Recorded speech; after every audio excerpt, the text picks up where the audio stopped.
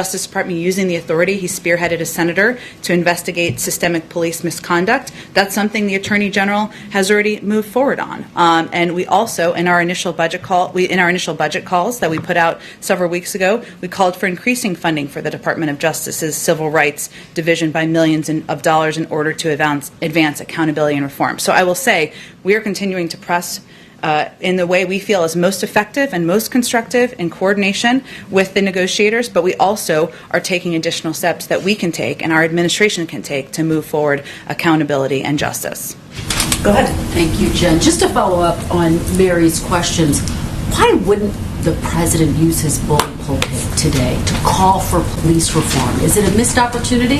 Well, Kristen, he used the opportunity of his joint session address, which is the highest profile moment any president of the United States has in their first year of office, to call for forward movement on police reform, to call for the George Floyd Justice and Policing Act to pass. And we put out a statement today, and he's meeting with the family. Again, I think this is a matter of what we feel is most constructive to move these negotiations forward and to get to the final outcome that everybody who advocates for justice, who advocates for reform wants to see, which is signing this bill into law. And when does he expect to see this bill on his desk? Is it this summer? I'm not here to put a new timeline on it, Kristen. He's encouraged by the statement we saw the negotiators put out yesterday, that they feel there is an opportunity for progress, for forward momentum, for forward movement. That's certainly significant coming from Democratic and Republican negotiators. As you know, Congress works very well when they have a deadline. There doesn't seem to be a deadline anywhere. As soon as possible, he'd like to sign the bill into law. As soon as possible. How does he keep the pressure up, though? He remains closely engaged and closely in touch with the negotiators about what is most constructive and what role he can play and we can play to leave the space for them to negotiate and to move toward a place where he can sign the bill into law. And following up on Russia, what message does it send to the United States adversaries that the president would hold a summit with President Putin in the wake of all of these recent provocations? That the President of the United States is not afraid to stand up to our adversaries and use a moment of in-person diplomacy to convey areas where he has concern and look for in areas of opportunity to work together in areas where we have mutual agreement. But why not wait until they've shown some good faith on some of these issues before setting up a summit? Is he not, in some ways, offering him a victory here? We proposed the summit because we feel that it is an opportunity to move forward our national interests and our agenda. And the most effective approaches to diplomacy are those where you seek opportunities to have tough conversations. We're not suggesting that at the end of this that is going to be easy breezy from here. In fact, we continue to expect that we'll have difficult conversations. We will have confrontations at points about areas where we have disagreement, but this is an opportunity to move toward a more stable and predictable relationship with Russia. Very quickly on Belarus, I know you got a question on this yesterday. It's now been 24 hours. Has the White House, has the president determined whether Russia had any role in diverting that plane? I did not give any indication that we had that view yesterday, and that has not changed. But so will the White House make a determination before this summit? We don't have a belief that that is the case. Go ahead. Thank you, Jen. First on COVID, does President Biden think these theories we hear more about now, that COVID-19 may have been man-made and escaped from a lab in China, are a wacky conspiracy theory, or based on what he has heard and been briefed on, does he think that's possible? Well, we went through this journey together yesterday, so let's do it again.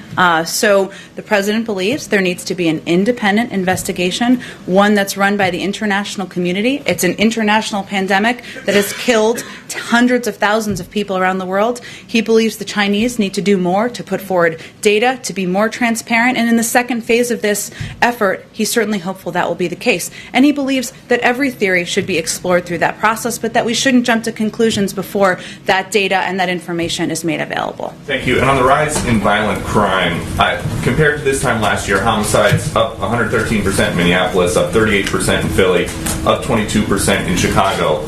Just to clarify, the White House's position on this is that is mostly because of guns?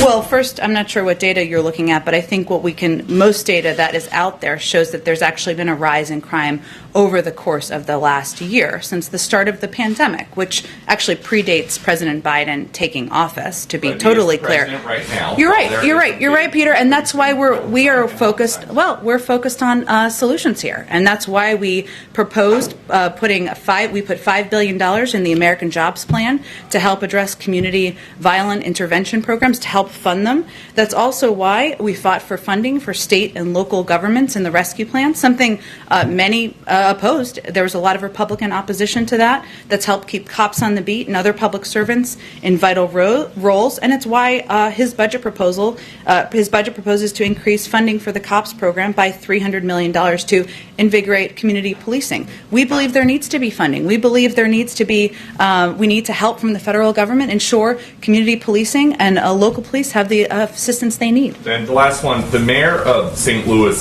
says that she believes more police does not prevent crime. Does President Biden agree with that? The president believes there's a number of steps that need to be taken to rebuild trust in communities. Police reform is long outdated. He also believes that there needs to be funding for local programs and local initiatives, and there's not going to be a shortage of funding under our watch. Go ahead. Back to Belarus. Why does it seem like the U.S. is sort of lagging behind what other nations have done? The EU was very quick to impose sanctions. What is the U.S. considering, and why is it taking until now or beyond? It's only been a few days. It's not been that long. I will say that the president has asked his team to develop appropriate options in close coordination with the European Union, our allies, and other international organizations to help hold the Lukashenko regime to account, including sanctions. So is there anything, can you give us some readout of what's being considered? Not before it's presented to the president, but he's asked his team to put together some options for him, and we certainly remain in close touch and coordination with our European counterparts. And as I read out yesterday, our national security advisor spoke with his Russian counterpart and certainly conveyed in strong terms our concerns here as well. And secondly, on infrastructure, Republicans today are saying that in their Oval Office meeting with President Biden 2 weeks ago, that the president indicated he was comfortable with $1 trillion over 8 years. Is that accurate? And secondly, they're also saying the White House staff has since ignored that sort of offer, if that's the right word. Well, let me just peel the curtains back for you here a little bit. I don't know if that's peeling the curtains back, but you know what I'm saying. The counter proposal that our team put forward on Friday was approved by the president, was signed off by the president. Every single detail of that was directed by the president of the United States. He was in the Senate for 36 years. I can promise you he does not take a hands-off approach to legislating, negotiating, and determining what kind of counter proposals we should put forward. Now, we put forward a counter proposal that reduced that cut the price tag by $550 billion. We felt that was a good faith effort. And we look forward to getting a counter-proposal back from the Republicans, which we've seen they've conveyed we expect to get later this week. And we certainly look forward to that. At the same time, I will say that we expect this week to be a week of progress. We know tomorrow the Energy and Public Works Committee, under the leadership of Chairman Carper and Ranking Member Capito, is marking up the Surface Transportation Bill. That's a $303 billion infrastructure bill that is a great down payment. It's very much aligned with the President's proposal and initiatives. We expect the Senate to finalize an agreement on the Innovation and Competition Act this week. This is a proposal led by Leader Schumer that will make an important investment in research and development. And again, we expect to get a counterproposal later this week. I'd say that's progress, that's legislating, that's negotiating, that's compromise certainly happening.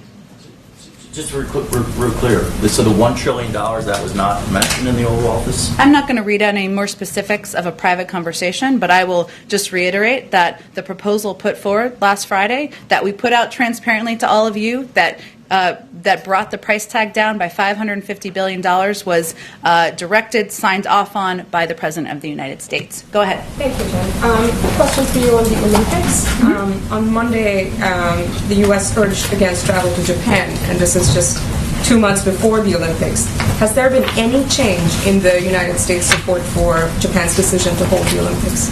Our position has not changed on the Olympics. We respected the decision to delay the Games last summer. We understand the careful considerations that the Japanese government and the International Olympics Committee are weighing as they prepare for the Tokyo Olympics this summer, and the government has stressed that public health remains the central priority as they plan to host the Games. President proudly supports U.S. athletes. I would note that we're talking about athletes, of course, traveling under the Olympic umbrella, which within their strict COVID protocols. This is one of the very limited categories of U.S. travelers that are actually planning on going to Japan for the Olympics. There are very specific entry and movement rules and procedures which the organizers have laid out in order to ensure the protection of everyone involved. Okay, and I just had a quick follow-up on Russia. Sure. You mentioned that the president is likely to bring up Ukraine and Belarus. What is going to be his message to President Putin specifically on Ukraine? I mean, despite Russia's announced withdrawal, a senior Ukrainian official told Reuters earlier that Russia still had about 100,000 troops near the border and in Crimea. Well, the president will continue to convey what has been his consistent message, that is Ukraine is a sovereign country. We respect, and we are closely coordinated with them. We support them in their efforts to protect their people and protect their borders. That's been a consistent message from him, and it will be the basis of his message to the Russian president in a couple of weeks. And will he bring up also the concerns about cyber attacks specifically, and specifically colonial as well, considering he said that, he did not believe the government was involved, but the malware was based in Russia? Well, again, there will be a range of topics. This meeting is about 3 weeks away, so certainly cyber has been a topic of discussion between the president and President Putin, but we'll have a much more detailed preview as we get closer to the meeting in a couple of weeks. Go ahead, Wisha. Thank you, Jen. On Russia, now that the summit has been formalized, were there any preconditions attached to the meeting, and are there any circumstances under which the president would pull out of it? As an example, if it turns out that Moscow was involved with this forced plane landing in Belarus. Again, I'm not going to predict something that's disproving a negative here that doesn't exist, that we have not conveyed from here. But I would just reiterate that we don't see this meeting as an opportunity to just talk about everything we agree on. We see this as a diplomatic opportunity for the United States, one that's in our national interests, which is to convey areas where we disagree, to have a conversation about concerns we have, and also look for a more stable and predictable path forward. We don't expect everything to be solved at the end of this meeting, but we think that it is in our interest to have the meeting, which is why we proposed it to the president. Were there any preconditions? No. And also, under the previous administration, there was little detailed record of the face-to-face meetings between former President Trump and Putin. In the Helsinki meeting, no one was in the room except the two leaders and their interpreters.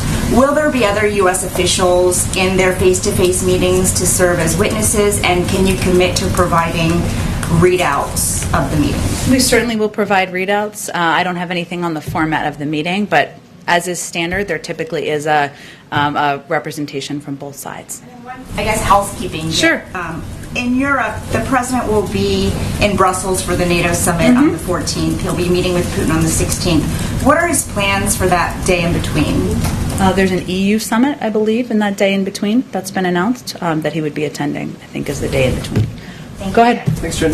Secretary Blinken announced today that the U.S. wants to reopen the consulate in Jerusalem. Yeah. I'm just wondering, why now? Why not 3 months ago or 4 months ago, given the role that consulate has played historically pre the last 4 years? Sure. You're right. And we didn't, you're right in that he has announced that, I should say, and that it is an important step in our view in terms of continuing to rebuild the relationship with the Palestinian leaders that was cut off for several years because of the closure of the consulate, because UNRWA funding was cut off in 2018, and there really wasn't a method for engaging with Palestinian leaders and others.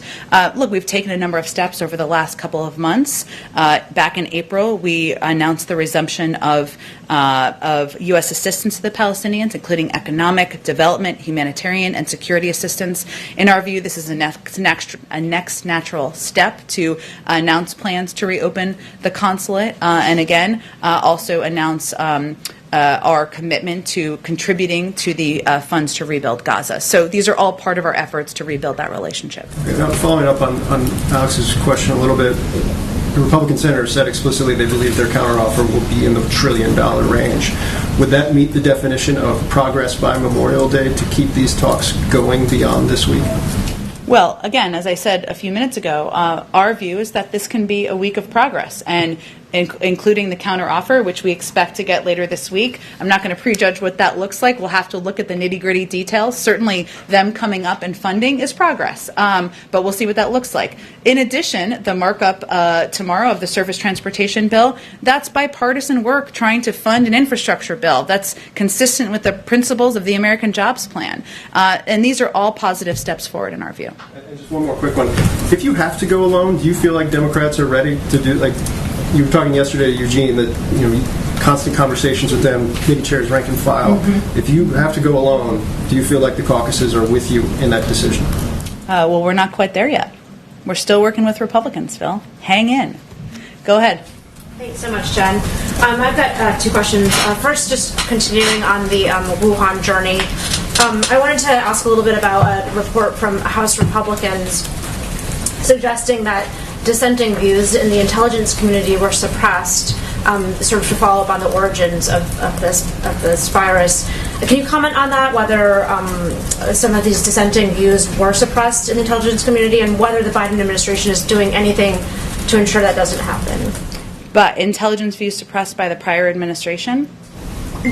This administration, the prior administration, well, this is now the Biden administration. So I know, but I think this is an accusation about the prior administration suppressing views. The culture that the Biden administration has inherited. I mean, the intelligence community has not had any sort of major overhaul that I'm aware of, at least. And if there is a sense that this view was being suppressed in some way, is there anything the Biden administration has done to make sure that's not the case? Well, I think we've sent a clear message that we are going to rebuild our institutions, whether that's the intelligence community, the Justice Department, the civil service, who are the backbone of our government. So there's no question about that. I think when it comes to the kind of reports we've seen over the last couple of days, our view is that sound and technically credible theories should be thoroughly evaluated by international experts. And yes, there have been a range of reports, but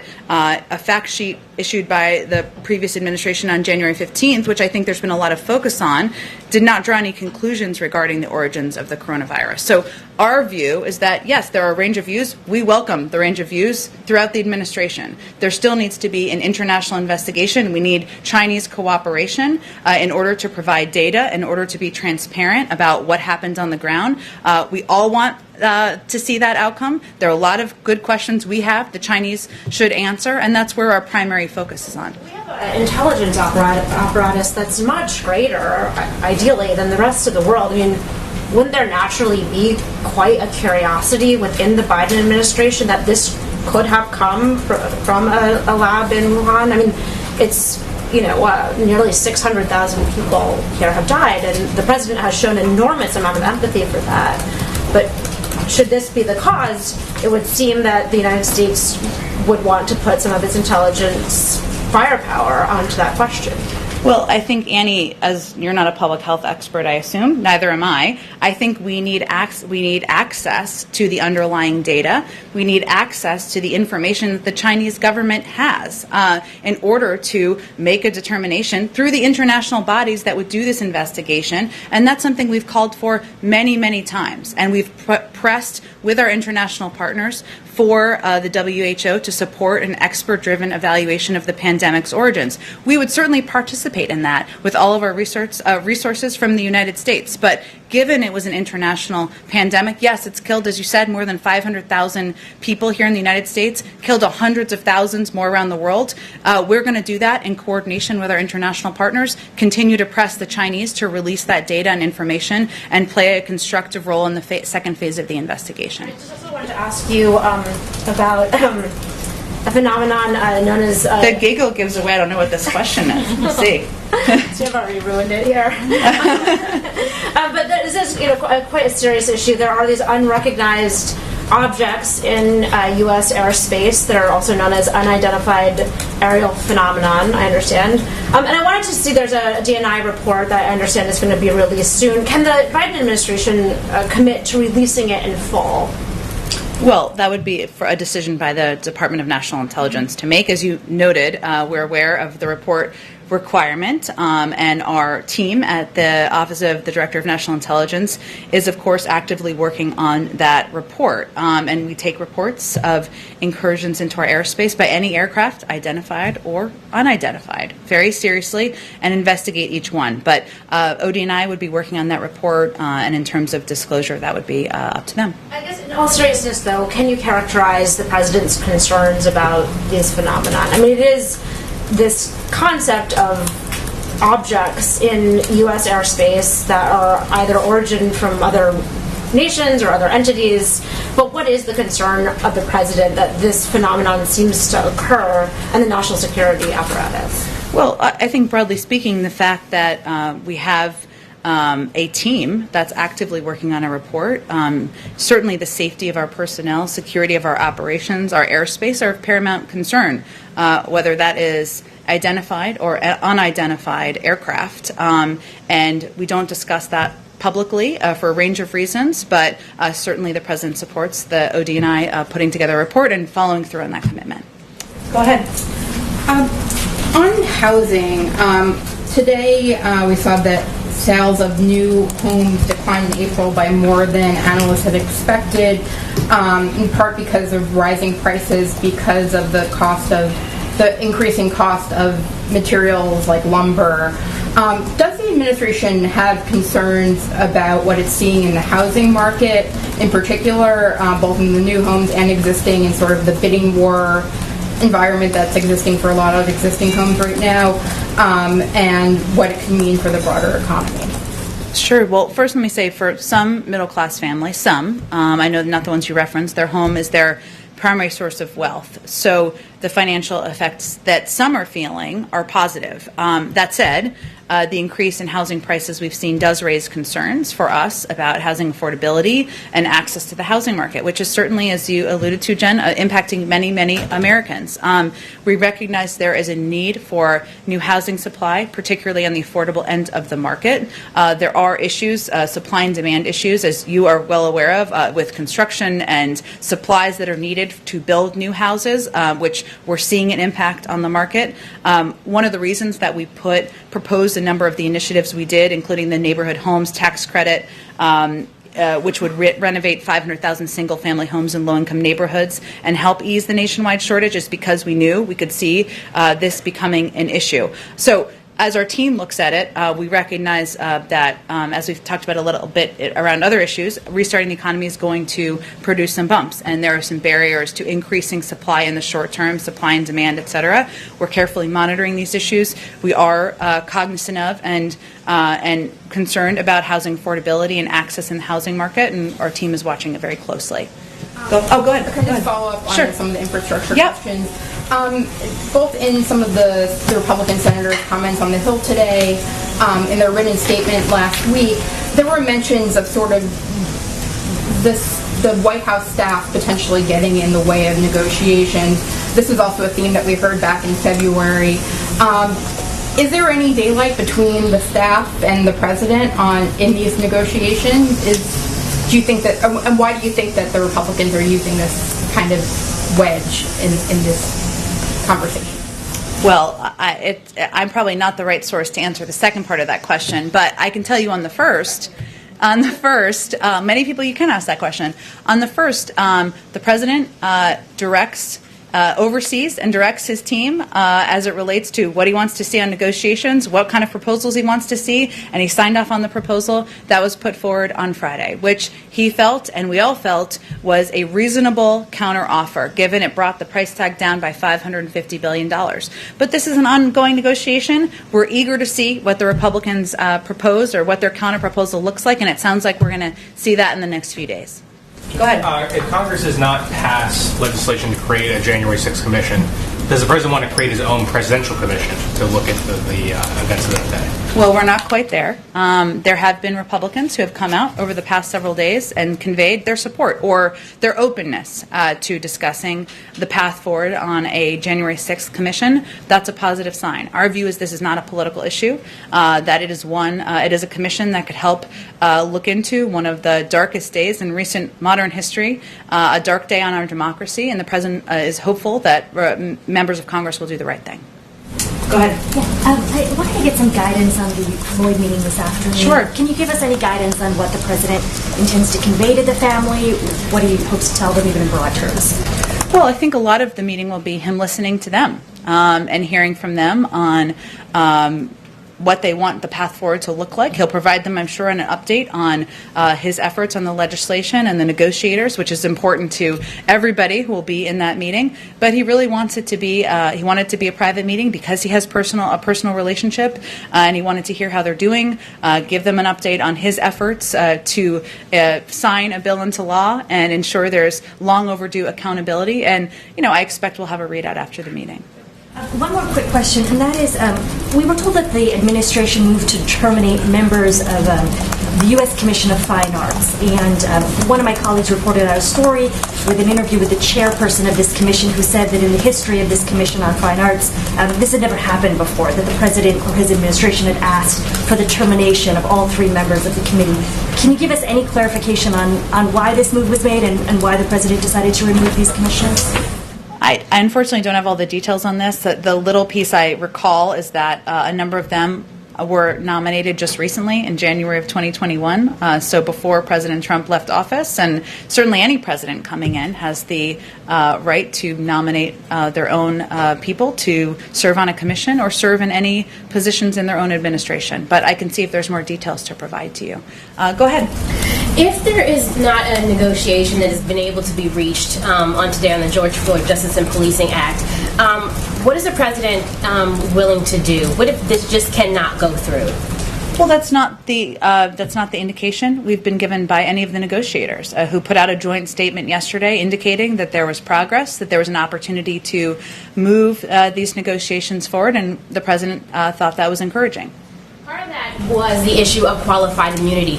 How does the president feel is deciding, is he more on the side of like Congressman Clyburn, who says let's take it out and come back to that issue, or more on the side of Representative Maxine Waters, who's like, I'm not just going to take just anything? How does he feel with that? Well, the president was a supporter of the original bill proposed, but he also wants to leave space for the negotiators. He has a great deal of trust in Congresswoman Bass, and he's looking forward to seeing what comes out of those discussions. One more question.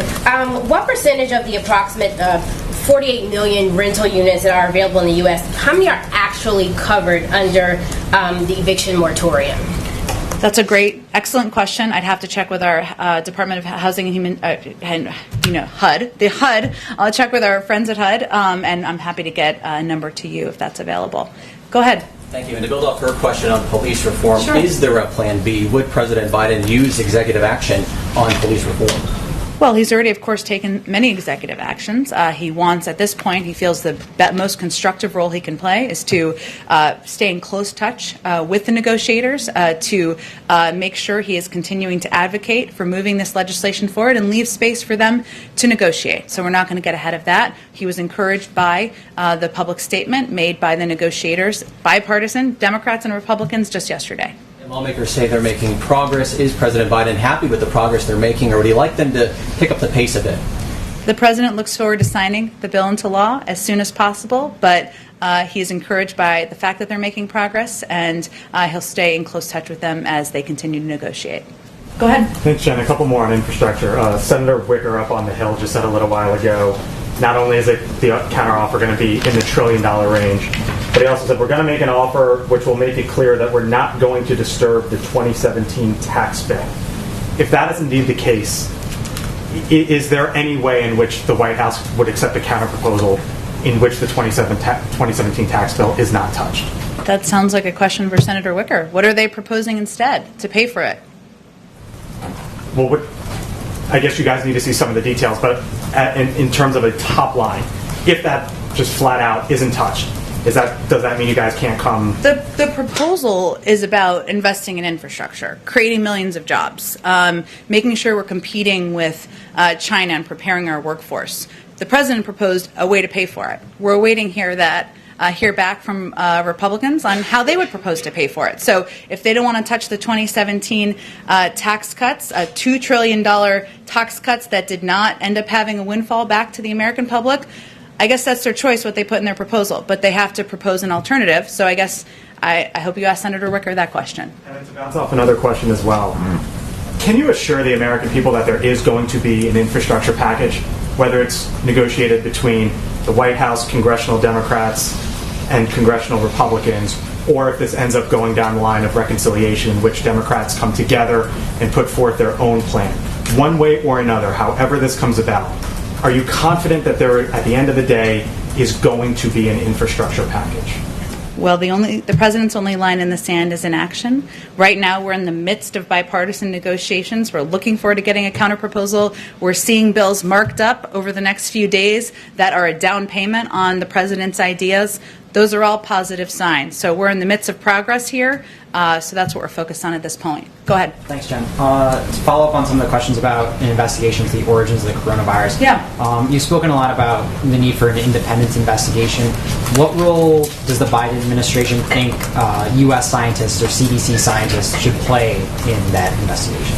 Well, the WHO would be the body that would be overseeing a transparent, independent Phase 2 investigation. That's something we have strongly supported. That would require China finally stepping up and allowing access needed to determine the origins. Of course, the United States would be supportive of that second stage of the investigation, but it would be led by an international body. So the U.S. wouldn't take a leading role, essentially. Again, the WHO, which we rejoined when the president took office, is the body that we have been pressing and is the appropriate body for moving this investigation forward. Just quickly, given some of the concerns among some economists and some lawmakers about inflation, has the president considered loosening trade barriers like some of the tariffs that were put in place during the last administration to sort of combat those concerns, or is he, I guess essentially, is he weighing lifting some of those trade barriers like tariffs? Well, we're constantly reviewing the policies of the last administration, but I would reiterate that monitoring inflation is obviously the purview of the Federal Reserve. Our economists have conveyed that they feel that the impact of our proposals will be transitory. The economy is getting going again, but in terms of any actions that would be taken, we would defer to the Federal Reserve. Go ahead in the back. Oh, and I'll come back to you. I'm sorry, I didn't mean to skip you. Go ahead. Yep. The Anti-Defamation League has noticed an increase of over 63% in reported anti-Semitic incidents since May 10th. Both the president and the vice president have condemned them, but can you discuss how the administration is working with various stakeholders and outside groups to try and curb them? Sure. Well, I will say that the president we issued a tweet from the president. He issued a tweet yesterday conveying his concern about the anti-Semitic acts we've seen happen around the country. This is something that he has spoken passionately out against anti-Semitism throughout his career. From one of his first speeches, just to take you in the time machine, as senator, he condemned anti-Semitism from the Senate floor in May of 1973, and obviously up to his vocal condemnation of the events at Charlottesville. He recognizes this is a persistent evil that always deserves our attention and efforts.